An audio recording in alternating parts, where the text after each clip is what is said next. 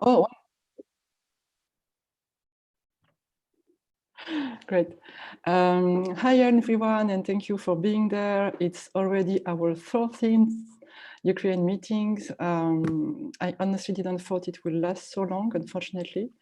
But we are there today to talk about the flash sale, the very big, massive sale that is organized by Bird in Flight and Peace for Art Foundation to help the kids, the children victims of the war. It's 74 Ukraine photographers that gave an unlimited access to one picture for their work for the price of 50 euros. It's organized by Ukraine organizations. And we are here today to talk about it with Layola Goldstein, the head of Bird in Flight, and Cornelia Schmidmer from Peace for Arts Foundation. Mikhail Palinchak and Dmitry Kostyukov, photographers of the sale, are still there. Are also there with us if you need any questions to ask about their work and the meaning of this sale. So please, Liola, can you present us the sale for us? Yeah, it was a pleasure, of course. Hi, one more time. And what I have to say, Bird in Flight, the magazine about culture and visual culture and photography in Ukraine, launched a charity sale of 74 photographers. And I said previously, before the online started, we could do more, but there is almost now a huge amount of people. So we've organized all that sale in a partnership with Peace for Art Foundation, which we worked previously with Cornelia and Ivana. We've made previously projects. Both of them were in Kyiv in Ukraine and made a big photo fair. And also we have partner Sensible Ukraine Association who helped us. And yes, you're right, we are raising funds for a fund which is named Posmishka UA. They are in the Zaporizhia, in one of the regions which take and support orphans and families with children from Mariupol, those people who really suffered from war. And now we know that Mariupol is almost, or not almost, or just destroyed at all. And we understand how it is necessary and important to make something for those people.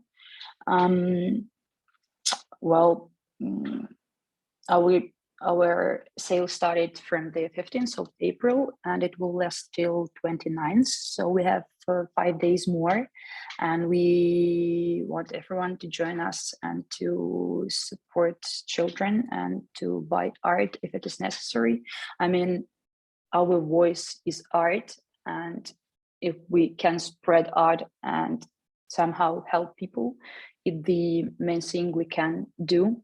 So all the authors, all these 74 authors gave us limitless access to their photos, and this, I mean, that is prints, obviously, outside of author circulation. And the price is 50 euro.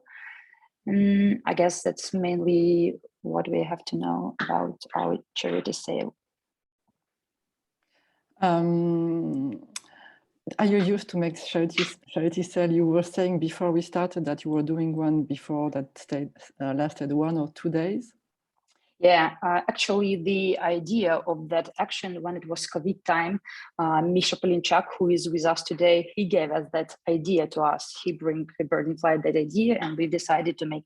He told us, guys, you have so powerful community, and you can gather people. Just let's do it, and we've made it. I guess we gathered everything for 3 or 4 days, made the website and pushed all the thing. It lasted just 1 day for that action. We've gathered money for doctors and COVID hospital in Ivano-Frankivsk, where the situation was really difficult at COVID time, at the beginning of the COVID in Ukraine in the spring. And that time it lasted, yes, 1 day. We had 3 prints from each photographer. And now, as I said, it's limitless.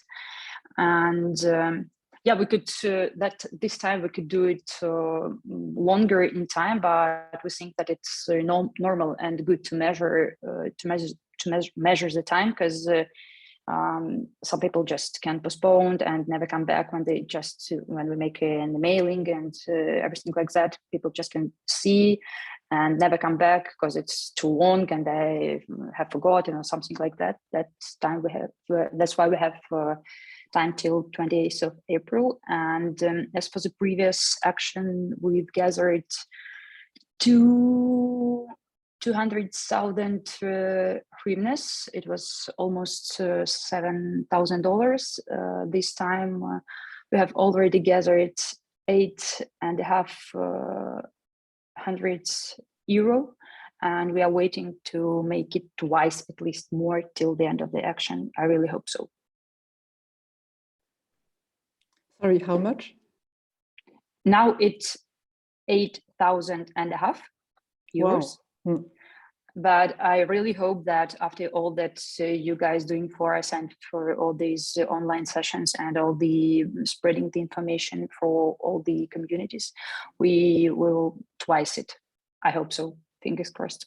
Yeah, so Do you? Oh, sorry. maybe I just open the webpage now so we can have a look. Yeah, what we are talking about. Yeah, please. Yes. Yes. If you can present some of the photographers, and I think Dmitry was talking, but there was no sound.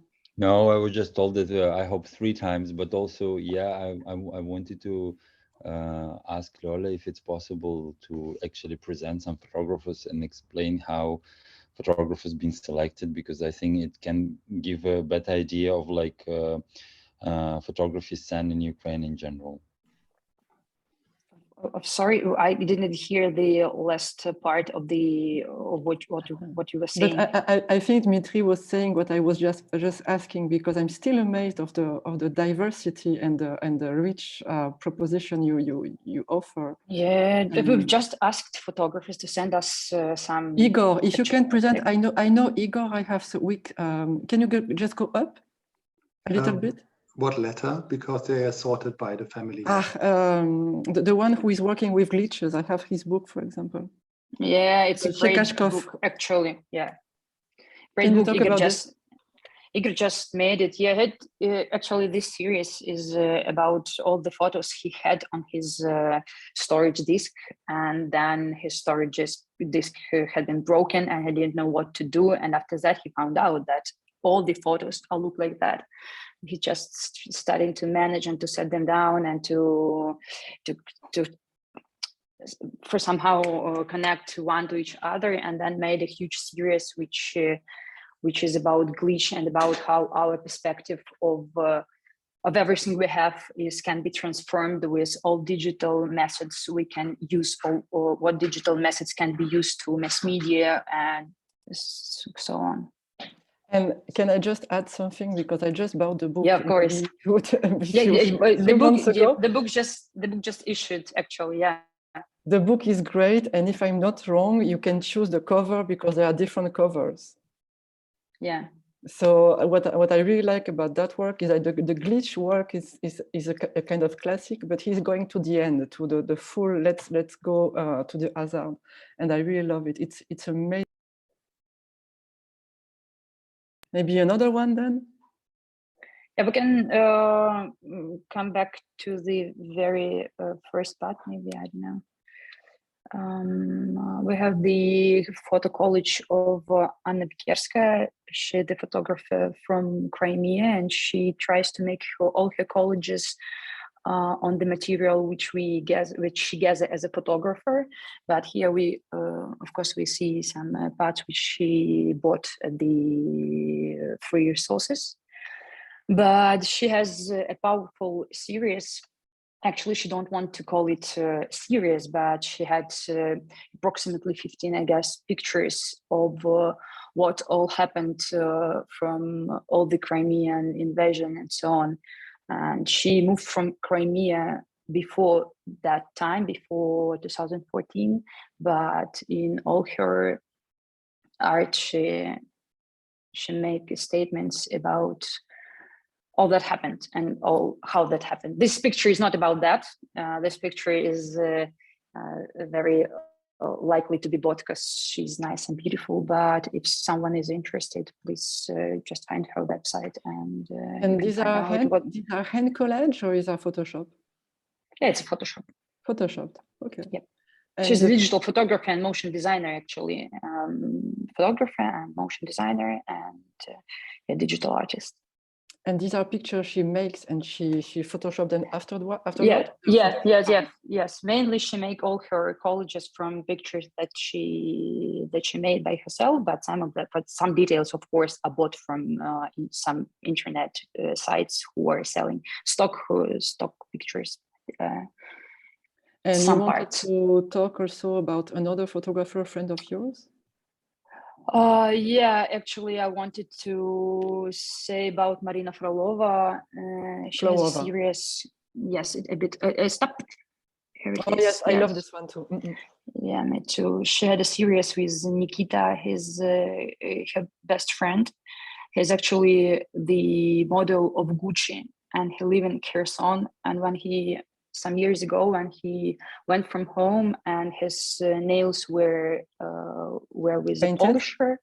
Yeah, with a polisher, he took his hands into the pockets because he could be beaten in Kherson, and it had happened all the time. And now Marina and Nikita both in Kherson, in occupied Kherson, as well as one of my colleagues, our corrector. She's also there. And actually today morning, Nikita and the guys, not Marina, but boys, I mean, wanted to escape one more time, but it's impossible. And yeah, we are thinking about them every day, but we got nothing to do and can't help them. So we just, every time we're messaging each other, mailing and so on, but I really can't help them at all. And is there a special meaning to that picture? Because I think of baptism, but I don't know if it is related because it looks very much like a Christ. Yeah, it's a bit related, of course, but I don't even know how to interpret formally Marina and Nikita works. It's a huge, powerful series of photos. Just you need to watch all of them just to understand the narrative.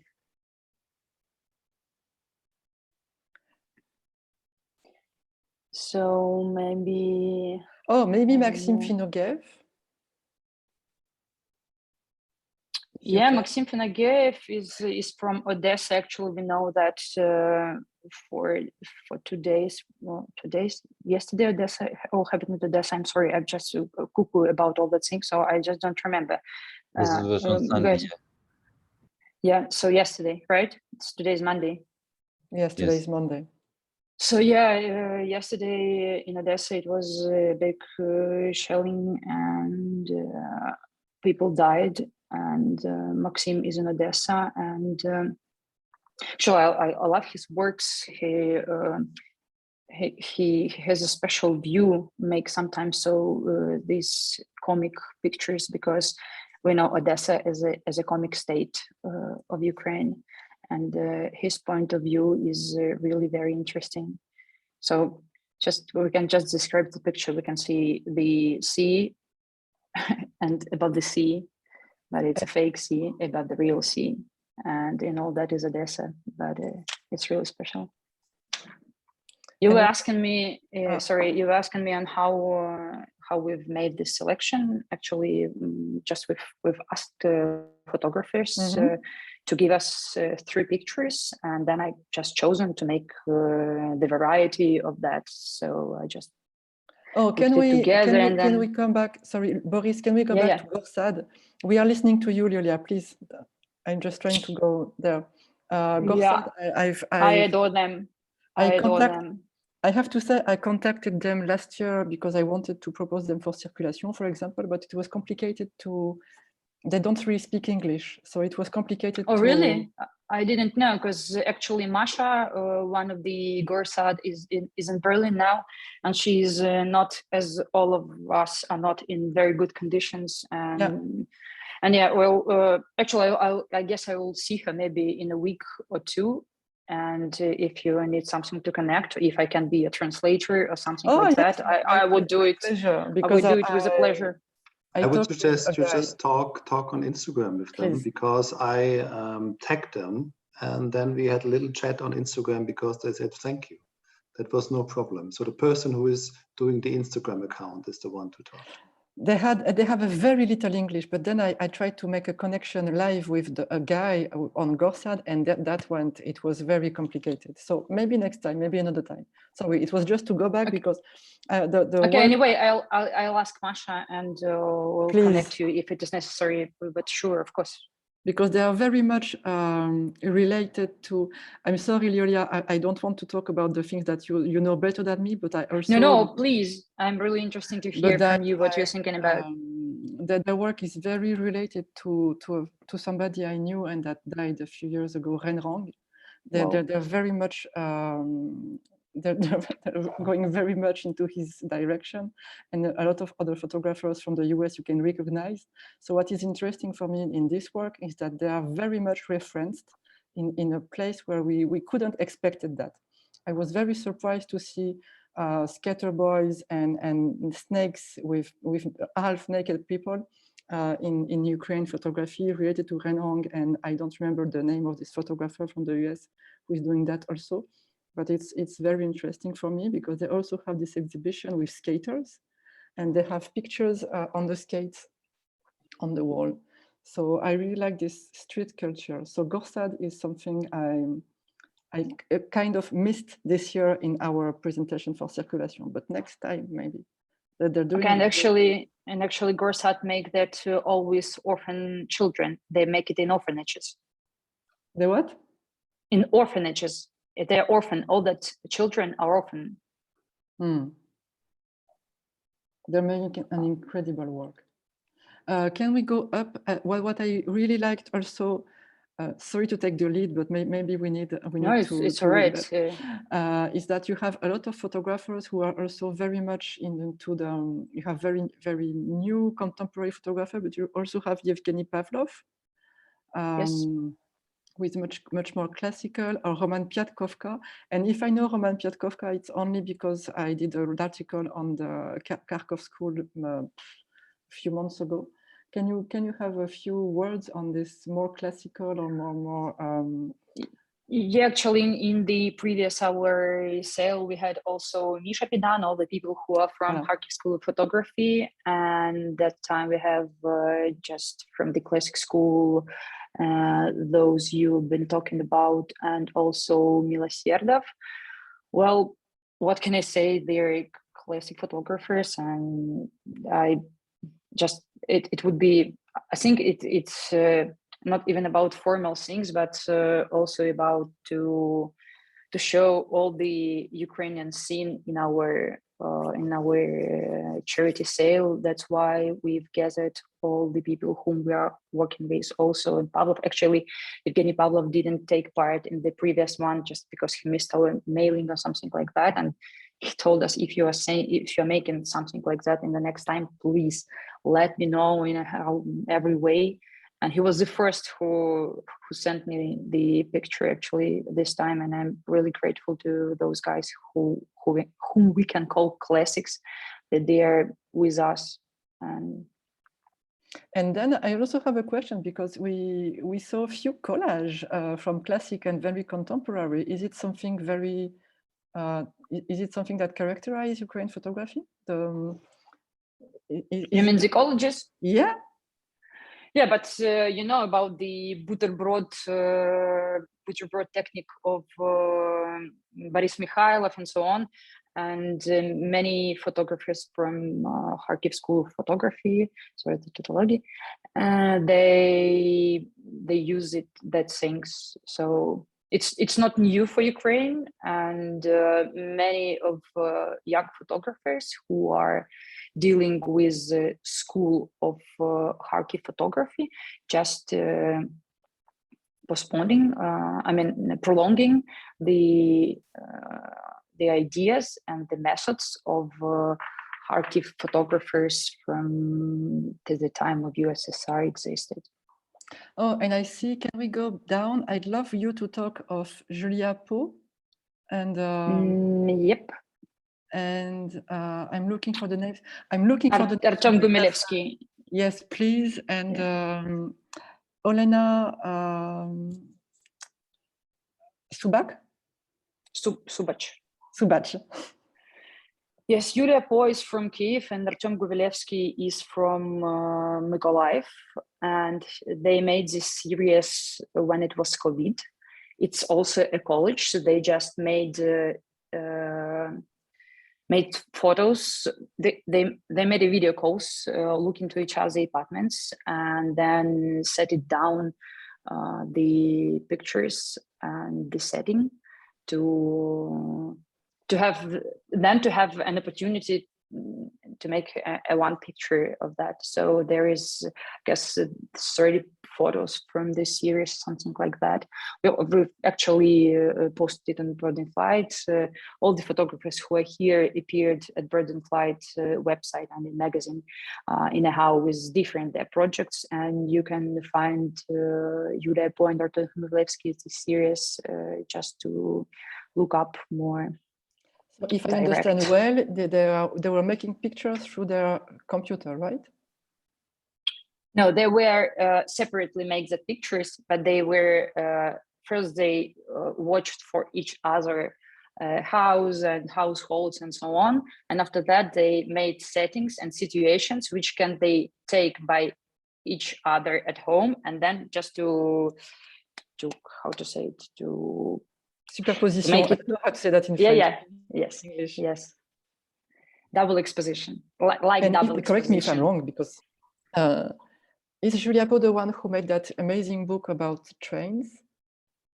No, it's Julie Poli. This is the other Julie. You have, but this one is also great. So who was the next one you wanted to see? Maybe Misha. Sorry, maybe Misha could say something about his picture and join us. Misha. I prefer to speak about pictures of my colleagues than of myself, and I want if you can go up. There is very like let's not speak about mine. Let's speak about colleagues. So if you could show us Sergei Karavayny picture. Oh yeah, actually, it's really interesting. Yes, this one, the third one in the row. Yes, this is Sergei Karavayny. He is young, like emerging documentary photographer, and this is picture from his series about Mariupol. So he was working on it about, I think, minimum half a year. He was constantly visiting Mariupol when it was when life there was normal. So before war starts, and this is about life in Mariupol. So this is like classical documentary photographer, and we could say, yeah, you was talking about Kharkiv school photography, and I just want to mention that there is also Kiev school photography, and it's a more classic documentary photography. For example, Valery Miloserdov, who is also in this list, it's also a documentary photographer. He now is more works in photography school, but before he was doing amazing reportage and documentary work. And this is a picture from one of his series of coal miners protests in 90s. Also,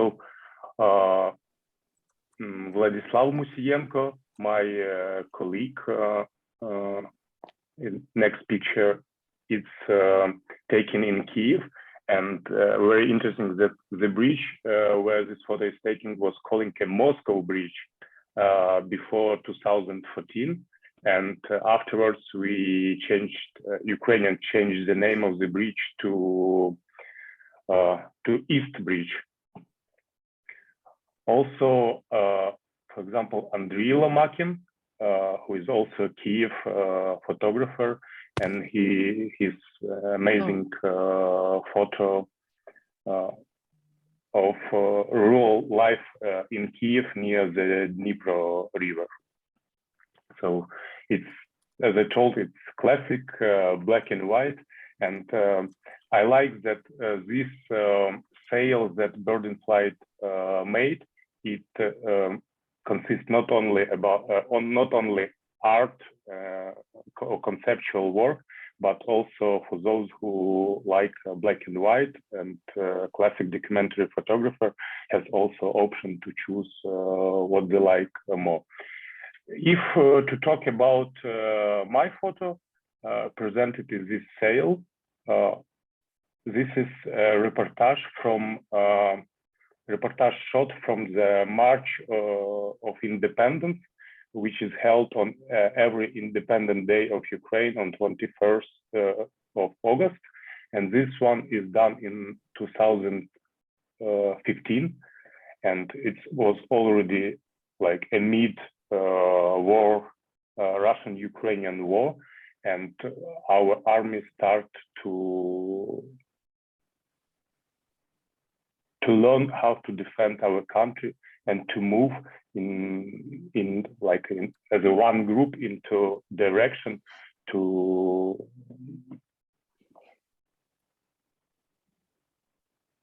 stop aggression. So that's it. Maybe Dmitry can add something. Dima, maybe you can tell us something about your work, because I know that it's an actual college, I mean, handmade college, but after that you made the print. Could you please tell us about the series? Yeah, I would love to also give some context, and because we were talking about collages, and it's very interesting, the background. So first I will tell about this picture. This is actually a picture which I did during the last parade in so every summer there is a Navy Day in all Russia, and it used to be in Ukraine at the same time. And after USSR collapse, Russia was officially rented military base in Sebastopol and some military bases in Crimea. And it was a very long debate about this. Like this question was very political, and like, for example, the mayor of Moscow was financially like pushing money in Sebastopol in order to make people in the city more loyal, and at the same time, like every prime minister, every president of Russia or Ukraine, they had opinion about this. And for maybe 10 years, these Navy days were the same. And now it's very difficult to imagine. But so what is Navy Day? It's like when you have military ships in the harbor, and some military ships go through the harbor to the open sea.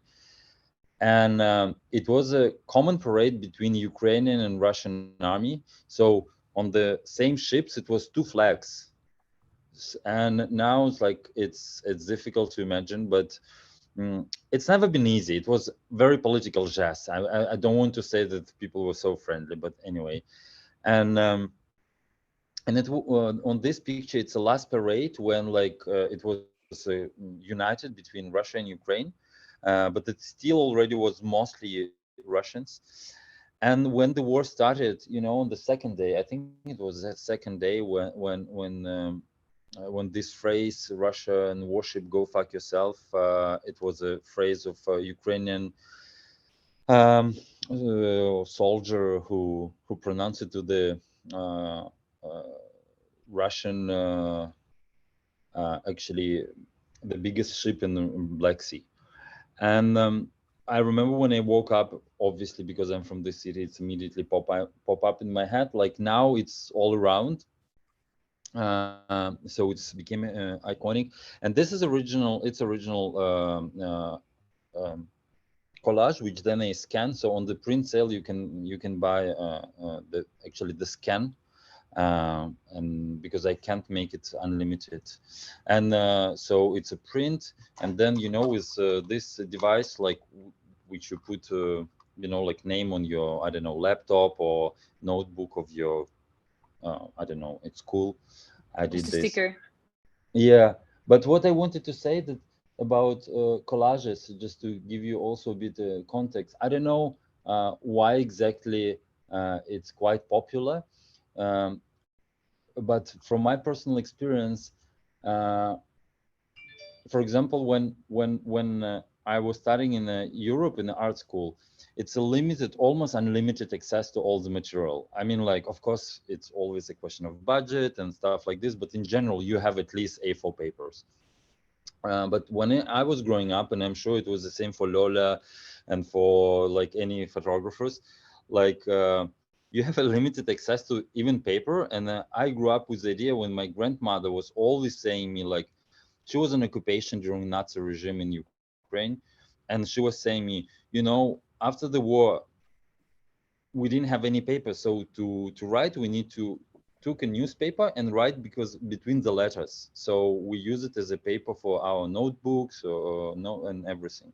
So when I was growing up and I was trying to draw, like if I was trying to like do a composition on an A4 format page, she would always come and say like, how can you use like the page like this? You leave so much space. You need to start from the corner, and before you cover everything, like you can't like take all the page just for a few, you know, words. So obviously there is nothing to composition. It was fully dominated by very practical aspect. And I think all of us was trying to actually do pictures or do collages from what you have at home, you know, like some cheap materials. And maybe this is also have some roots in the collages. And that's it. Yeah. This is what I want to say. We have a question about the sales and how it works. Maybe we can get a little bit into this and then also talk about Piece for Art. So if I have found a picture on the web page I like, I just add it to the cart and then I proceed to check out. Yep. So yes, and you can pay with PayPal because nothing else is working for us. But actually, we've made the alternative way to pay. People just can.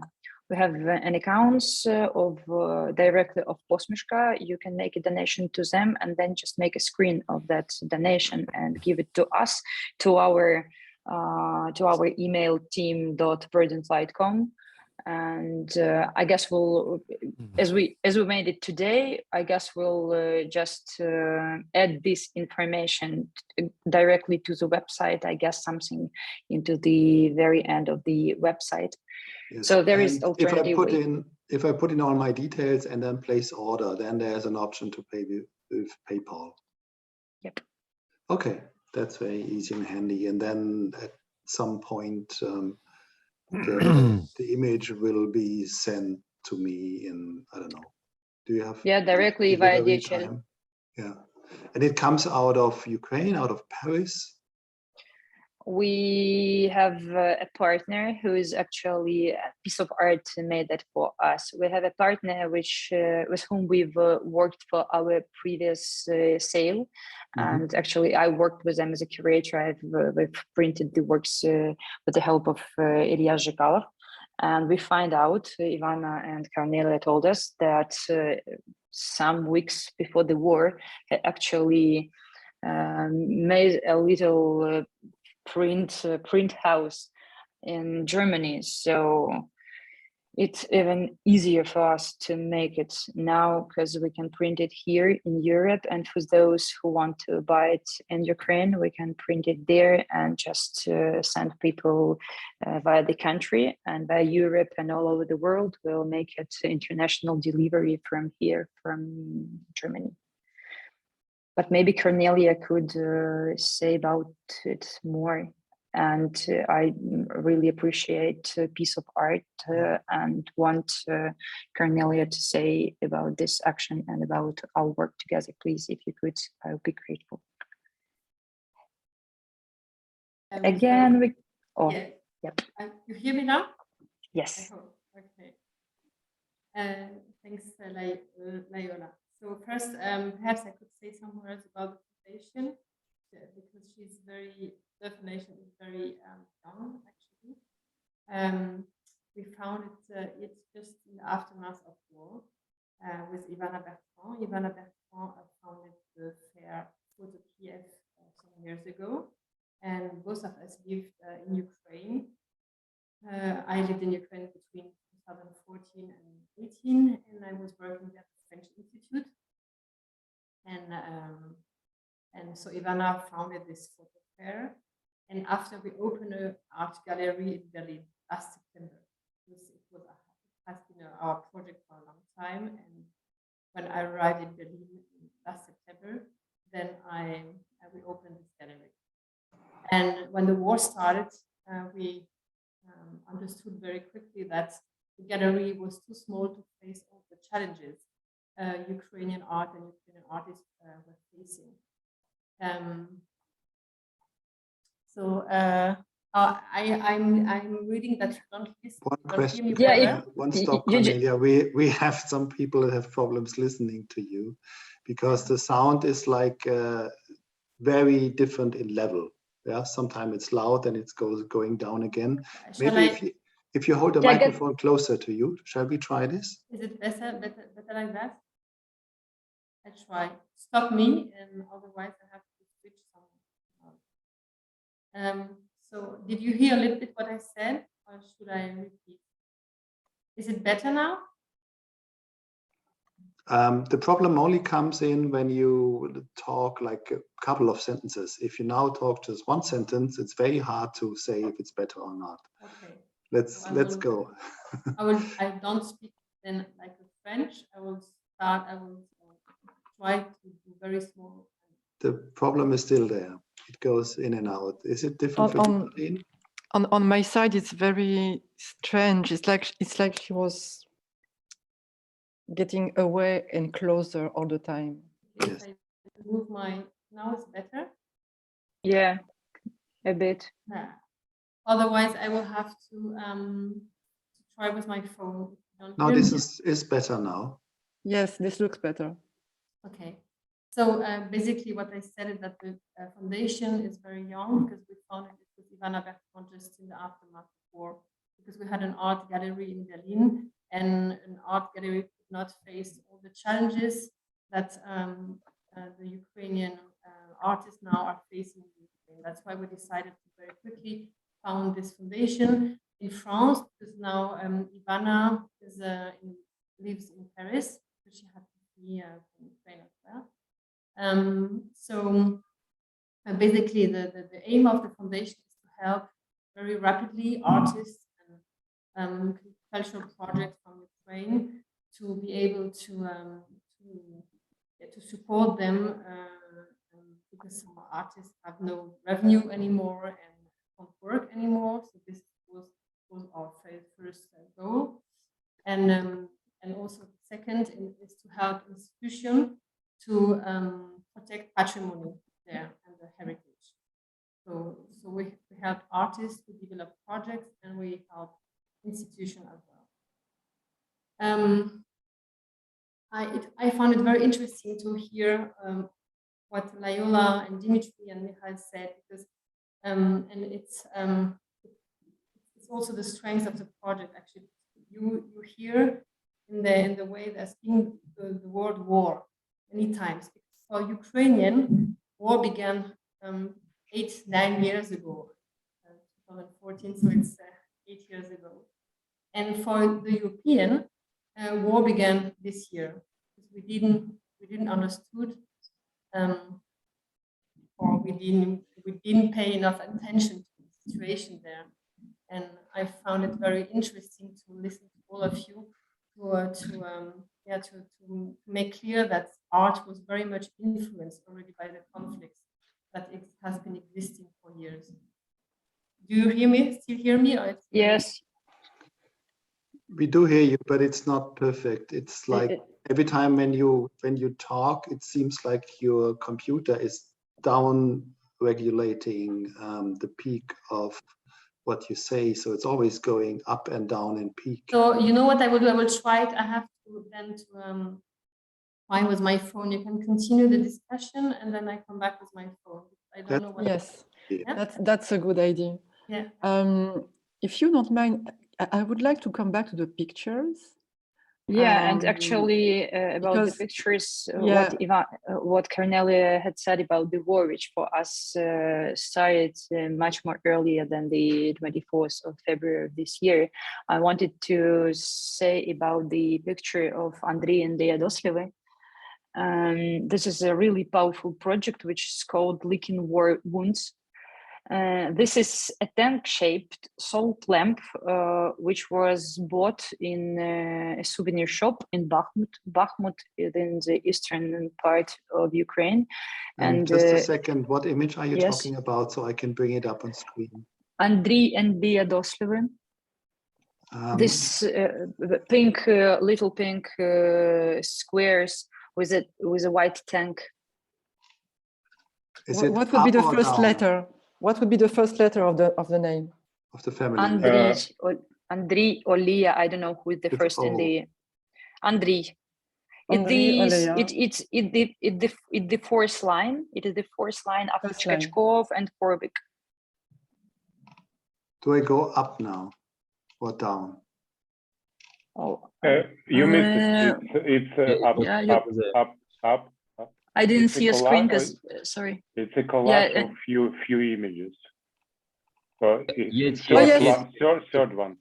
I have it. Middle one with the pink things. Ah, yeah. Got it. It's like playing Battle Royale. Actually, there are images of that tank, and as I said, this tank is from Bakhmut, and this city was from 2014. The city was occupied by Russian terrorists from DPR. Yep.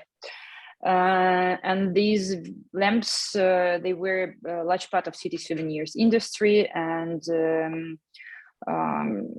this appeared by as far as I don't know if I'm correct now, that they got it from Ukrainian army or something like that, but I can be misled. So every day, guys are leaking this tank because it's like a figure of it's like it's just one wound we can leak to stop the pain, and they make a picture each day. They make a picture of this tank which they are leaking, and from that time, from 2016, which that project started, there is almost nothing left from this tank. So it was a big lamp, and now it's just a small part of some details which left. So they're speaking about this all that long process which Ukrainian people can overcome, and it takes so many years and can last so many years, and that is one of war wound. They can link. That's why they're literally leaking this particular thing. There is an Instagram account for this tank, and you can just go there and found it's calling Leaking War Wounds in Instagram. So you can just see all that pictures and how this tank is changed the form, and after that almost nothing left.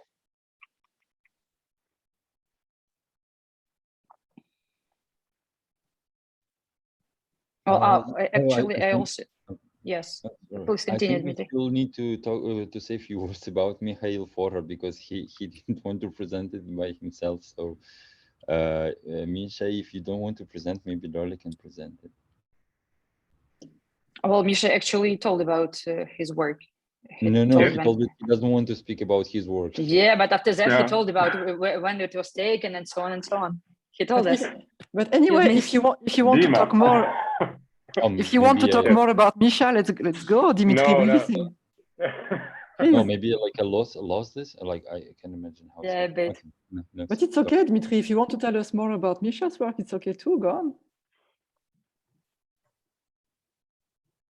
I wanted to say about Misha a bit, because I consider Mikhail as an art photographer, but he has a powerful community of street photographers in Ukraine whom he gathered, and he's also a documentary photographer who is documenting all is happening now in Ukraine and in Kiev region, and we've been working for several times previous 2 or 3 weeks or these 2 months.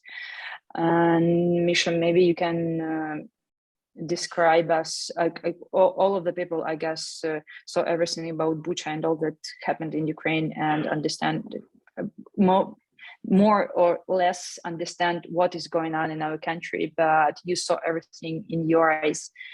Maybe because I'm in Berlin, I couldn't work from Kyiv. I've been there for 2 days, and then I understood that sitting in the house, which is from 19th century and which is shaking all the time, it's in the very center of the city, and I just couldn't stay there because I have the comment of people who I have to work with, and I have to gather them, and I have to be in the power. So that's why I've decided to go in some safe space and had opportunity to work from quiet place. And you've been staying in Kyiv and you are there now. Could you please tell us a bit or not a bit more what is going on there?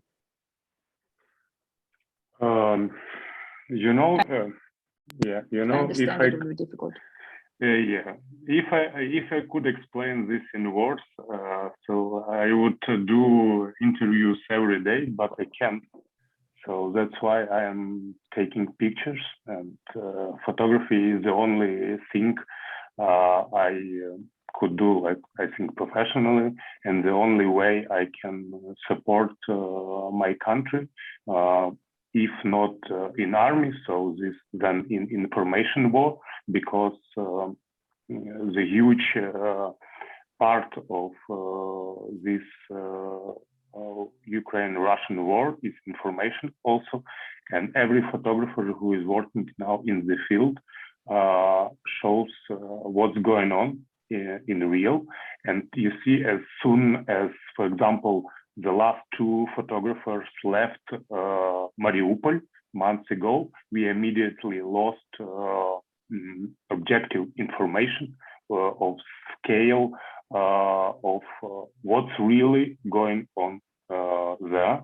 I'm talking about Mstislav Chernov and Evgeny Maloletka, who was working for Associated Press in Mariupol, and they left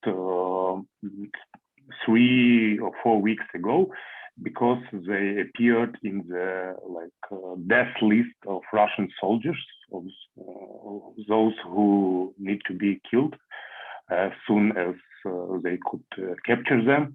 So you can easily find their stories on internet. The same with Kherson. We do not see a lot information from there.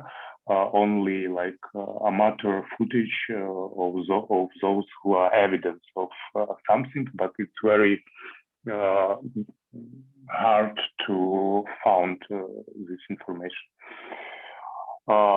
That's why it's very important to show to the world what's going on.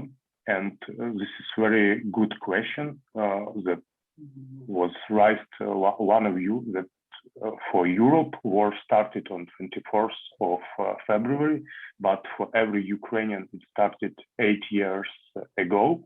And as soon as media left Ukraine in 2015, for example, everybody start to forget that Russians are there, that war is never ended. We had every day killed soldiers on the front line. I prefer personally to speak by my photos, and I do not feel that I need any artistic view on what's going on now, because the real life is so now awful, tragic. So no artistic eye or movement can even describe it's more clear than the clear documentary photo of the evidence. I never saw death in my life before, for example. So I was, of course, attended funerals of my relatives, but I never saw a dead people on the street. And imagine that one morning of one day, I see on the Europe highway more than 10 bodies left on the street for weeks, not buried. All of them was killed and left just on the highway because they was trying to escape from the war, but got into Russians' positions on the both sides of the road. This is the main road from Kiev to Western Ukraine. The same in Bucha. So civilians was killed just because they left there and because they are Ukrainians. And we already saw information from officials that almost 1,000 people was killed there, 900 with something. And I'm sure this amount will rise. So after all this, we cannot even imagine what's going on for real in Mariupol, in Kherson region, in Kharkiv region, and in any place that is occupied by Russia. So I can answer any of your questions, but it's right now it's very hard to speak about this. Could I add a few words about like what Misha told? I think very interesting about direct look documentation, and just to, if somebody from Europe will listen us, I want to build a small bridge of like existential journalist photographic question, which I, as a boss Ukrainian but who lives here, and also I never hide. I have 2 passports from very early age. Yesterday I was covering like Macron election, and it was not Macron elections, and when Macron won, it was a coverage with a lot of media, and it was Russia channel crew. And I realized it by standing just next to them. And I understand that I'm a photographer. But at the same time, I know that like literally these people, they're killing people in my country. And like, I realized that like I need to left, because like if I will stay like 2 minutes more, I would not be. This meeting is being recorded. I will just actively participate in like, let's say, interaction with these people. I don't know how to put it in more polite words. And for me, it was maybe one of the, yeah, you know, like very often, like people who participate in the war, like asking, like, should you help people or like, or photograph? Usually in real life, it's not a real question. You obviously help. But like, but yesterday I have like this is an absolutely existential question. I know very concrete feelings which I had to this Russian TV channel team, and yeah, I know that the only way to stop it, I was just pushing me out of the press area. So I think the problem is way broader, that what's happening only in Ukraine now, it's happening all around Europe. It's way closer than still a lot of people think, and it will touch all of us, and like it will like very soon, and like I think it will not stay for like, it will be for a very long time. Yeah, sorry. And I also wanted to say that this time, sorry, please not apologize. Yeah. Mikhail and Dmitry, please not apologize. You're just talking about your feelings and your truth. So sorry to cut you, Liola, but if you have to do something, please don't apologize. I just wanted to say that this time there is a huge consideration for Ukrainian cultural representatives who need to go to Cannes Film Festival, and where they need to shake hands with those people who are in the same program from Russia with them. And there was a really big question: how do we need to communicate with all those people? Because for example, for film festivals, we all are in the same market, because it's not only about the main programs of the festival, which you can present or not present your films. It's also a big industry and a big industrial participation. And for Ukraine, for example, at Cannes Film Festival, which will be in a month, there is also a special program for producers who need to go there and to present their movies, and they for sure will meet people from Russia. Okay, we can call them liberal people and so on, but there was a huge question to people who organize Cannes. Is it possible just to mix all that people, I mean, Russian and Ukrainians, in the same program, in the same industrial, all the governments? And some of Ukrainians even thought that it is better to make a huge statement and not to go to the Cannes Film Festival. But then they, of course, understood that if we won't come, those people will come. And it would be just a huge gap for Ukrainians who just can raise their voice and say something from them about what they're thinking about the situation. And as you know, Cannes Film Festival should have been opened with a film by Mikhail Khazanavicius with the name That, and that is a symbol of almost Russian Nazi, as we call them. And this symbol is restricted in some European Baltic countries already. And they said in Cannes Film Festival, and Khazanavicius, actually Khazanavicius is a big friend, as I know, of Ukraine, who supported Ukraine, and it was a big mislead. And just today, they make a statement that the name of the film will be the other one, but for a month or something like that, it was a huge scandal, because Ukrainian people couldn't understand, and Ukrainian directors and producers couldn't understand how it could be that so big film, the biggest and the main film festival in the world of the class A, could not understand how for Ukrainian artists is to stay with that alongside.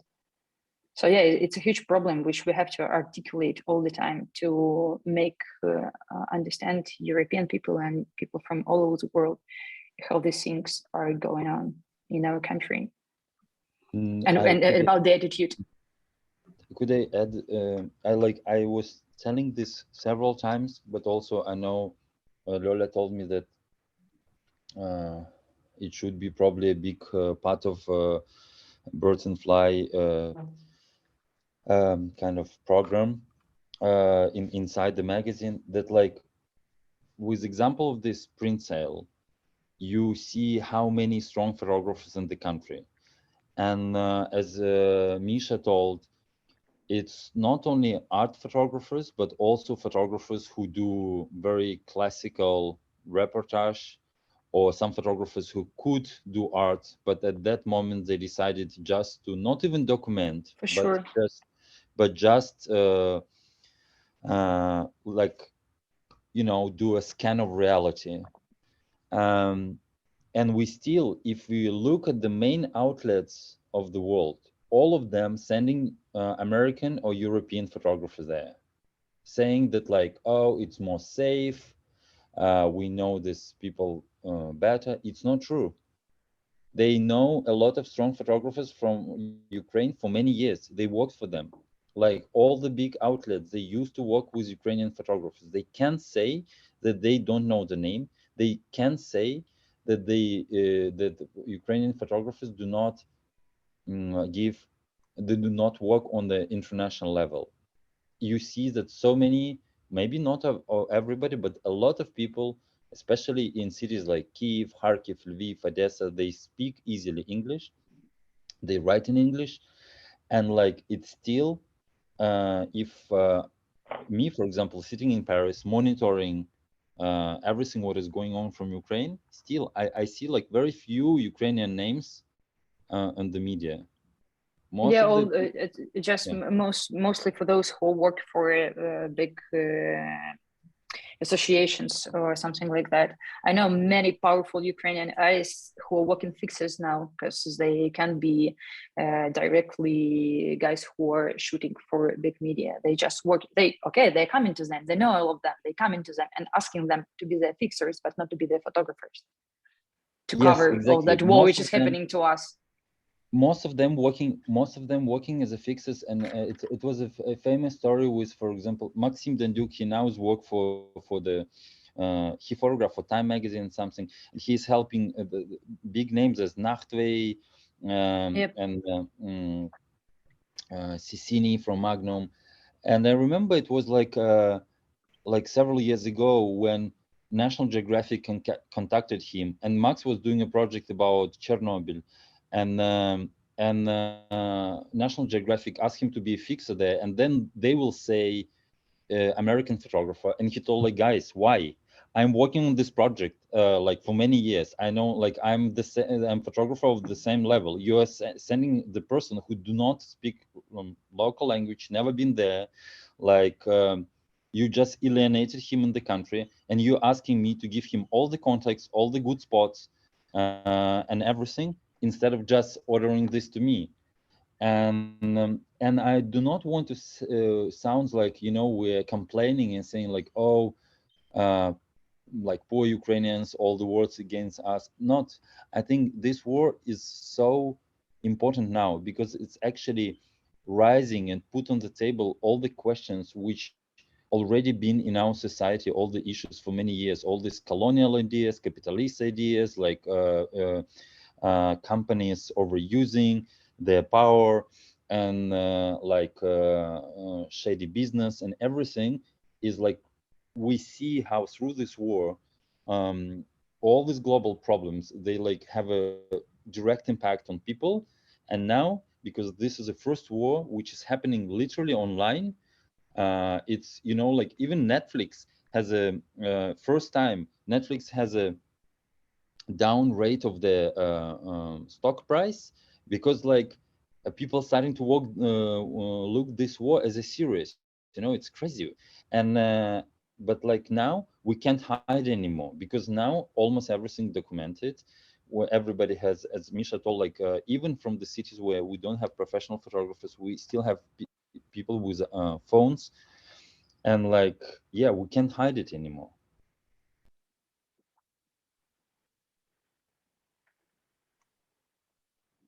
Thank you. That's very true what you're saying about the photographers that are coming from all around the world and using the Ukrainian as fixers. And that's something we also think about for a few weeks, because this is now that we see in Europe. It wasn't that shocking when it was further. We didn't thought of that that intensively. But unfortunately, the more we go into this war and the more we realize that what we want in the media is not somebody who makes us discover anything. People want photographers or storytellers or journalists to talk to them with their own signs, their own codes. And getting out of the highway, getting out of the code is something that we are not used to it, or we are not feeded that. And maybe this is all this Macron re-election, and I don't want to talk about this because I cried enough. But it's just showing how we are fed something that we makes us feel comfortable. And this is the feeling of comfort that is destroying our curiosity, that is destroying our will to discover the other, that is destroying our unity. And I hope that maybe it's not going to explode, but unfortunately, and this is really the sad part of this, is that this awful crisis, this awful invasion shows only this to the people who are ready to see it. And unfortunately, and this is very personal and this is on my side, a lot of people are not ready to see it. And if we are doing that with Boris and Erika, who is not there because as a lot of us, she's over busy and she's not with us this week because this is the only week of holidays. We did that because we knew not a lot of people were able to not only understand, but to see what's going on. Yesterday, somebody told me, but why Ukrainian is under Russian influence? I was like, it's not influence. Yeah, I can. This is something today, influence. Yeah, I understand. Yeah, I can bring one example which I realized only when I moved to Europe, why it's not a Russian influence. So when you speak Ukrainian and Russian, like people who like, let's say, live in Ukraine, they all understand Russian and they speak Ukrainian, obviously. And it sounds obvious because you think, yeah, if I speak Ukrainian, I obviously understand Russian. But actually, it's not so obvious because when you speak with immigrants who grew up in another country, for example, Ukrainians who were born in Canada and grew up in the Ukrainian community. So I have two friends like this, one from Canada, one from Australia. So her parents from Ukraine, they grew up there and they speak Ukrainian. And when they hear Russian, they don't understand anything, zero, because it's a different languages. And the fact that all the Ukrainians understand Russian because like consciously or unconsciously, Russian presence in Ukraine is so huge that even if you don't want, you will still understand Russian. Like imagine like if in France, everybody by default would speak German or like, okay, German is too far, Spanish or Italian. Nobody speaks Italian or Spanish by default, you know, you need to study it. But in Ukraine, it's not the same. And did you, that's personal, did you, is there a difference in the perception of people on Ukraine now and at the beginning? I mean, in February, does it change anything or is it the perception the of what? I mean, of the situation of yourself, of, is there anything that you observed that changed? Misha, maybe you can answer the question because I don't know what to say. We're in the middle of the war, which caused every people in every region of our country. I guess that the understanding that there are no roots anymore with common with Russia, or there is no. I guess most people who didn't want to see the obvious things now try to find out more about their own history. And even those who were from the eastern part of the country understand that there were so many historical steps that forbidden our country to speak Ukrainian, that forbidden our culture. It was happening for many centuries. And now people trying to find out about all those things and to understand why they were that huge power of Russians. But most of our country was absolutely aware and understood that we have different language, and we have that language which is how it's a state language. It's I don't know even how to say. Many people are not related at all to Russian people, and I don't even know if it would necessary to have the word to understand it. But of course, there were although people who were living in the different regions of the country who somehow wanted to be with Russia, or maybe someone who wanted to have a USSR back. I knew those people, and mostly they were older people, of course. But I guess that for now, it's all broken finally. I have a small advice for any European who want to understand a little bit more of Russian-Ukrainian relations. Just have spent half an hour and read a brief history of Ukraine. It's 300 of war, 300 years of war between Ukraine and Russia. All the time, Russia wanted to conquer Ukraine, and all the time Ukraine was need to fight with it. Sometimes it was everywhere, all the time it was very difficult, but till you see the Ukraine exists, it's independent country, and it will exist much more longer than Russia, I am sure. Approximately more than 10 centuries, actually. Yeah, it's not a question of, like, I think it's like when it started, when we're talking about such a long periods of time, it's difficult to feel it. Yeah, but if you yeah, as Misha told, like, if you even like don't have the 30 minutes to read about all the history, read about just a list of the laws, official laws by Russian tsars, by Russian kings, whatever, by Soviet Union leaders, when Ukrainian language was officially forbidden in Russia, or publishing any books or using Ukrainian language was forbidden. Just it's like in Instagram now and all social media, it's like official. You can go to Wikipedia and you will see the list. It's not a secret. It's impossible to hide. It was like, it's everywhere. Like if you have like 10 minutes to Google, you will see it. And then you will understand how, sorry, Dima, you will understand how forbidding of Ukrainian language, how from forbidding Ukrainian language suffers all the Ukrainian culture, so which was also forbidden because of that. What changed? I can only tell on my personal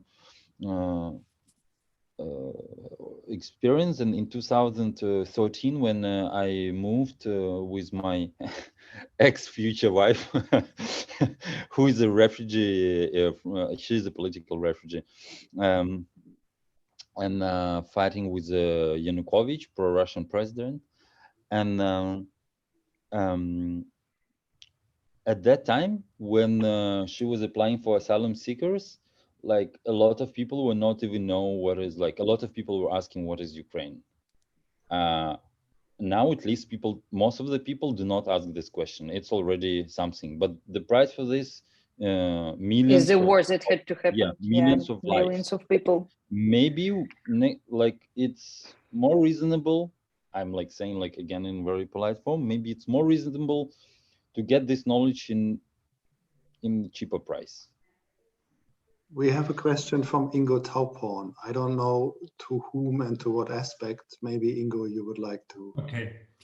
Hello together. So we talk about languages. So I think photography is a universal language. So is there a difference between the Russian visual language to the Ukrainian visual language? And if there is something, could you explain it for me? Actually, I can tell you that even the war started, I mean, the war in 2014, we worked with Russian artists, and those artists were even in Bradenflight Prize. And that time we thought that the language of art is the language of uniting, of something that can do better for the world. And we know the examples of really good photographers who are in School of Rodchenko and something like that. I am the curator who made many projects with guys who studying there, and they're students of Sergei Bratkov, who I really love. But frankly, I don't know how to speak about Russian art now. And I'm sorry, but I didn't even want to relate somehow now, because I think that now we just need to raise the voice for Ukrainian art scene and for Ukrainian photographers, but mainly for me, a bit or a huge difference for all this for 10 years which I work in arts, it was that Ukrainian photographers and overall Ukrainian art is more vital or something like that. It's more calm, or even it is really warful. It's I don't know. It's like Russian art for me was a bit dull and a bit grumpy. And Dima, Misha, what do you think about it? No, Lola, you're like now was on fire. I will try to tell it in very simple words, you know. So if you will put like everywhere there are good photographers, bad photographers, but if we'll take like, I don't know, 50 Russian photographers and artists and 50 Ukrainian photographers and just print some of their pictures and put on the table, you will see in very simple stuff. In Ukraine, you will see way more nude people, way more freestyling people, way more like people who do kind of crazy stuff, dancing, and this freedom spirit was always a part of Ukrainian culture, and this is actually what culturally disturbed a lot of Russians. I know it by I heard it a lot of times, because like Russia is a country which would love to be as Germany but never succeed to be as Germany. So they always say like, oh, we need to be organized, everything should be in proper way, stability. In reality, it's never happened in Russia. And so the fact that Ukraine is always like dancing, singing, freestyling, and saying like, look guys, just we want freedom, don't touch us, we will decide what we do. This is culturally, on the cultural level, disturb Russians a lot. And because it's really, and you can easily see it in visual language. Can I weigh in, because the question of Ingo is hard, and I realize how hard it can be to hear, but it's also, I think it can help you and us realize how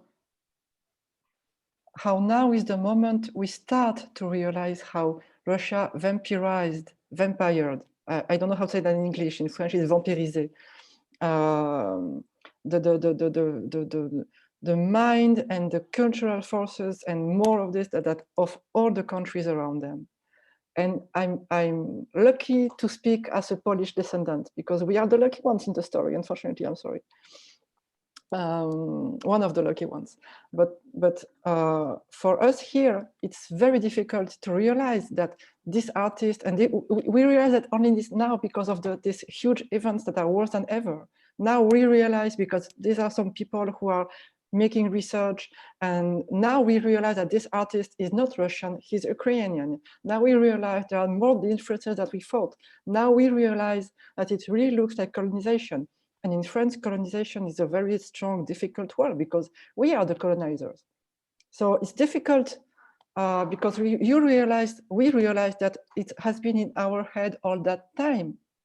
And I say that as my parents, and I'm born Polish. So even me, with my family in Przemyśl, Ukraine was something else. And it wasn't that far from the Russian, from my point of view growing up. It's different now, of course, but I realized how strongly it was deep in my head.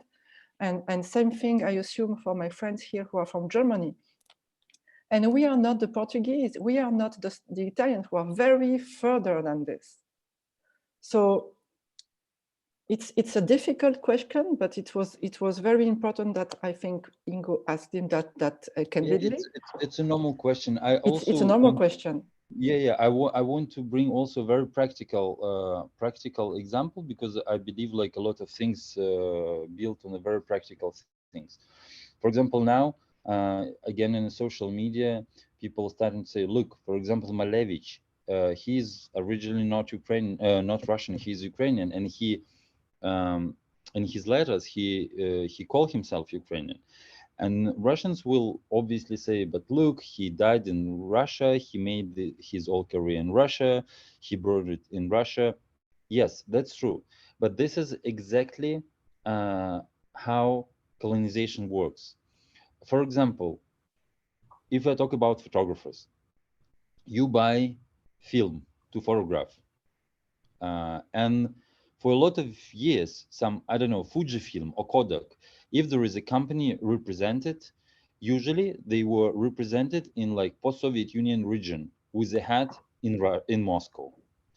So I remember by myself, when I started to photograph, I was buying positive films, and it was no place where I can develop it except Moscow.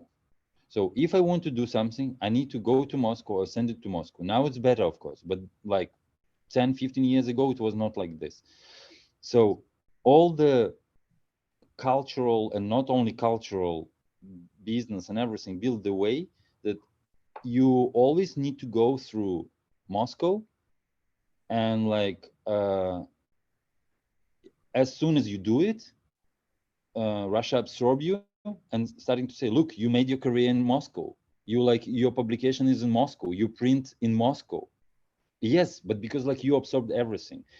And actually inside Russia, everybody hate Moscow, but not for cultural reason, but it's happening always with the capitals. We know that it's always a conflict between capitals and not capitals.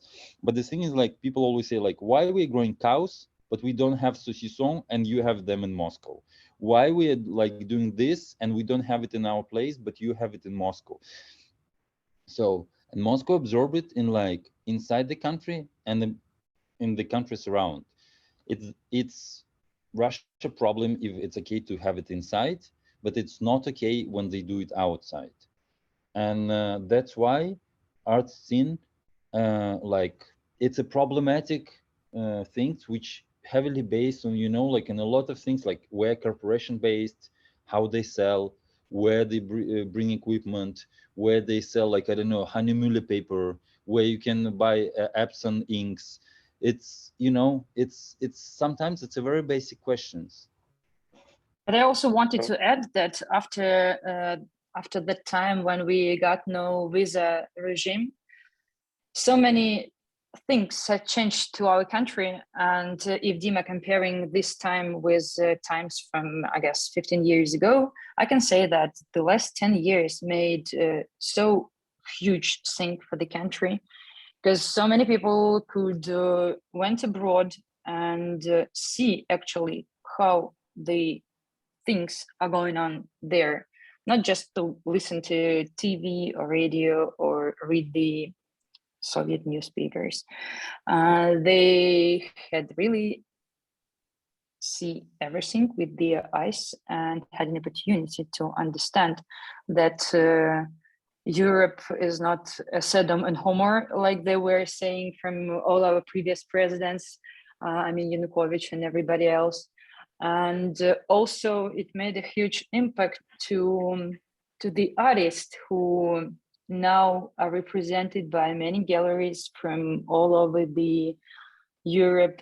And I can say even that Ukrainian art scene become a bit more looks like European. You can, as in Europe, you have I don't know, galleries in every neighborhood, and in well, there where you can't find it or couldn't find in Ukraine something the same, but now we're like Dima, tell me how to say подражают. you're without microphone. Copy, just copy. Yeah, okay, we're just trying something like to copy a bit, not European art, but European style of representing of it. I mean, Kiev is really looks like European city. And also I wanted to add about what Dima said about how Russian people hate Moscow. I guess that because of decentralization of Ukraine, which is really powerful from our previous president, there is no so big controversy about all those things in Ukraine. People from Kharkiv and people from Kyiv and people from Lviv and from Odessa and from all big cities, they just working for a local context. And if we have in this sale photographers from Odessa, as well as photographers from not very big cities like Cherkasy or something like that. So in Ukraine, you can be empowered and can have a voice in every big city, and you will be seen by people who make art, by curators and other. So I guess that all those things are really measures us and very Yeah, this is very true. Russia For world. example, I know, Karin, that you like Sintra dogs, and they live like in the, I don't like Ivano-Frankivsk. So Ivano-Frankivsk is really not a big city, you know, like, and they like internationally well known. They travel a lot. They work for the international brands, and yes, that's absolutely true. Like you heard how many cities Lola mentioned. I've just and mentioned like the biggest one, but there are so many others. Yeah, and everybody in Russia know them, and people like used to like to travel to them. And like in Russia, the country is huge as a territory, but you have only two, let's say, okay, three big cities. It's Moscow, St. Petersburg, and Yekaterinburg. That's that's it. I guess we're talking too much about Russian countries. Sorry. Russian No. It's okay. We Let's can talk about other Ukrainian. talks. We can schedule other talks for all these topics if you want. That could be something. No, I mean, for it's too much for us speaking about Russia. Let's talk about Ukraine, or if it's maybe we're talking for an hour and a half. I don't know how. What do you think we? I think we need to finish soon because there are other talks coming for Boris and Ingo.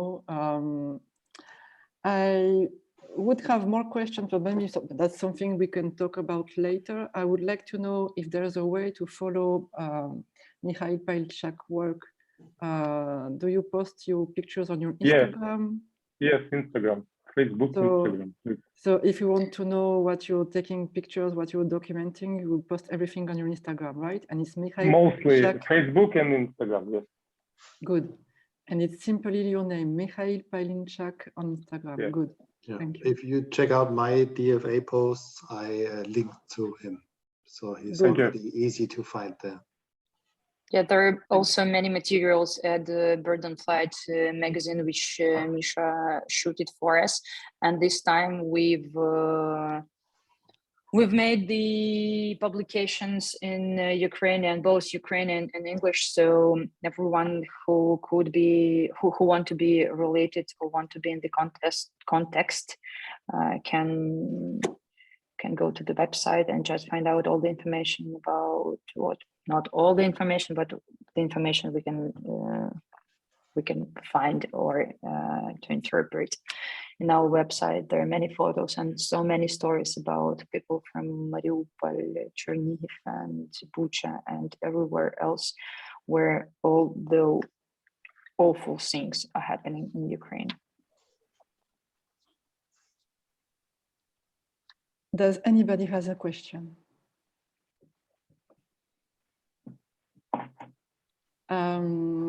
To come back to the sale, because that was the point. I still want to say how amazed I am by the quality and diversity. That's simply amazing how it's very different and very complementary, and all these different storytelling and situations and aesthetics. I only can regret not have been aware of that scene that deep earlier. I only knew few names. And I think I'm going to buy one, of course, but I have no idea. 1 week is not enough to choose the one I need. 1 week is not enough. I need more time.